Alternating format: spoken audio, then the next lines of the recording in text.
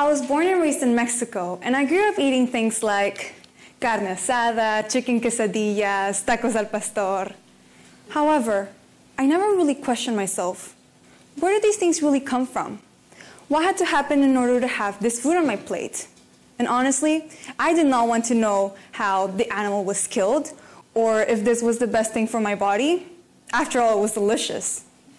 But today I'm going to share to you how our eating habits are destroying our planet, killing billions of animals per year, and making health issues the leading causes of death.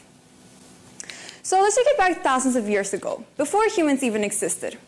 There was a perfect ecosystem. This ecosystem was balanced. There were plenty of plants for the herbivores and omnivores, and at the very top we had a handful of carnivores. But then, humans came, and we took over all of the resources. And now, because of the food we eat, this ecosystem is not balanced. Between 1950 and 2000, the world's population doubled. Meat consumption increased 5 times. Now, milk and meat cause more gas emissions than all transportations combined. Cars, trains, airplanes, all of them combined. How? Well, cows produce this thing called enteric fermentation, which is a fancy way of saying cow farts. Their farts result into a large amount of methane being introduced into the atmosphere. So it's not only their farts that are polluting our air, it's also the amount of land they need that is causing deforestation. Now, just to make things clear, this land is not used for them to be free in the grass and to gaze on the grass, but it's used to grow the crops that they eat. And while deforestation is leaving these animals without a home. By 2025, it is expected that 1.8 billion people will be left with little to no fresh water. And yet, 70% of our water is used for agriculture.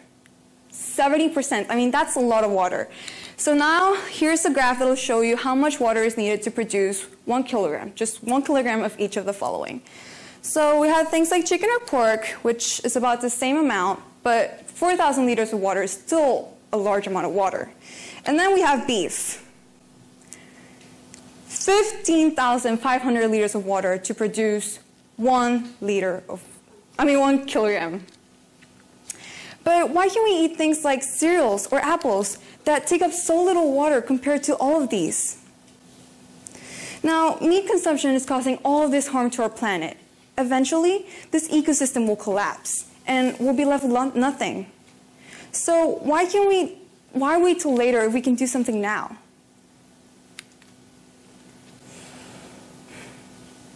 When I take a look at the news of today, I see things like 40 ISIS fighters killed in Syrian city, or at least 100 killed in Nigeria attack. Our world right now is full of violence. If we keep on going towards this direction, there will be no hope left for human beings. And violence against violence is not the solution for this. Now, you may be wondering, what does our food and violence have in common? Well, when we choose to eat meat, we're voting for violence. We're supporting the companies to keep on torturing these animals for our consume. And I'm not against the killing of an animal for our survival. I am against the cruelty that comes from massive production of these animals. So we're about to go behind the scenes of all the marketing that the food companies provide us with. Now, 95% of our meat comes directly from factory farms. These factory farms were created so the production of meat and animal-based products will be more efficient. However, the animals that used to be raised in those happy farms are now raised in really bad conditions. Chickens are bred and drugged so that their legs and organs can't keep up, which eventually leads to heart attacks, leg deformities, and organ failure. And since baby chick males can't produce eggs, they're grounded up like this. Now, if you don't like blood or just don't want to see this, please cover your eyes.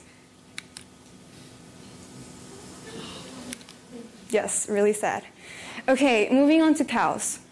These cows are kept in extremely small places, and when they give birth, their babies are taken away from them, and the milk that is supposed to go for them goes to us. And since baby milk cows can't produce milk, they're killed to make veal. And same story for pigs. I mean, they're kept in extremely small cages, and when they're finally set free, they're slaughtered. So that's the truth behind your bacon. And remember, behind all this marketing, there's cruelty. We have to outsmart these companies and realize that not everything that's on the big screen is true. They'll use words like free range or organic, but what's the point of having a free range cow if they're still bred and drugged like this?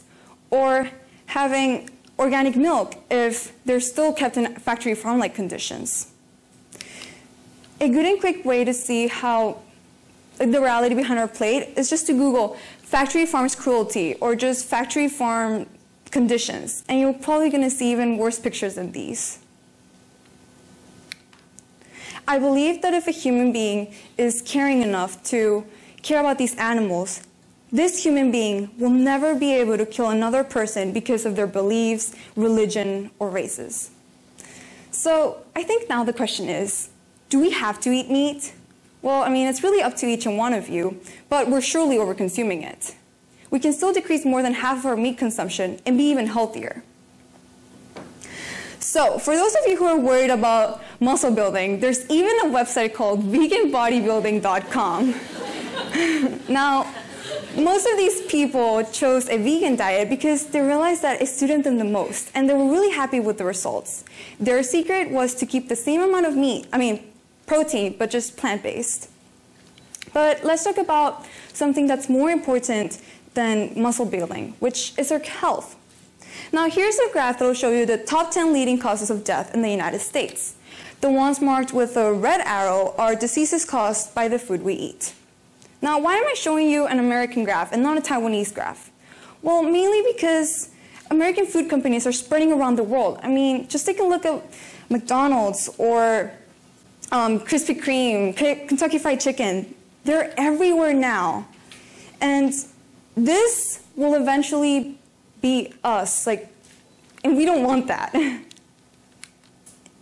So what's wrong with this food? I mean, I'm pretty sure most of you guys know.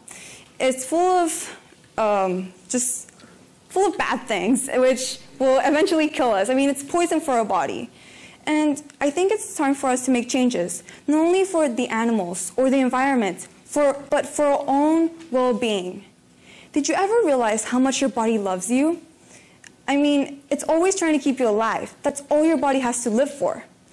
Your body is making sure you breathe while you sleep, stopping cuts from bleeding, fixing broken bones, and just making sure you are fine.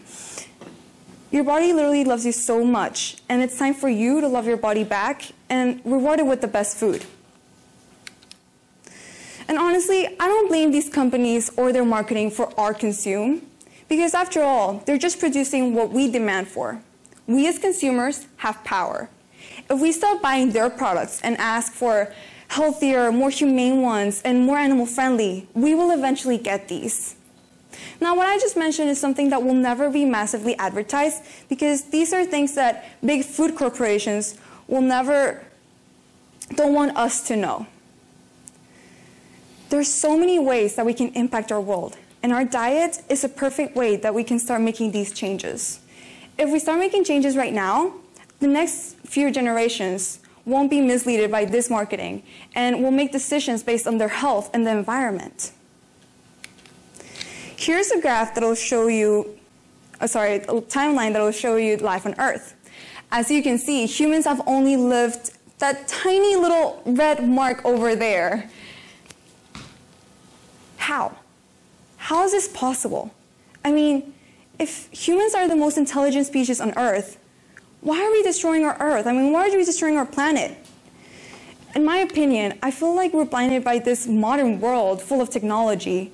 And if we want to start making changes, we have to face our reality, face the facts, and realize that the way we're living right now is not going to last us for the next 1,000 years or so. But the change has to be made one by one. And our diet is a perfect way to start to make these changes. Thank you.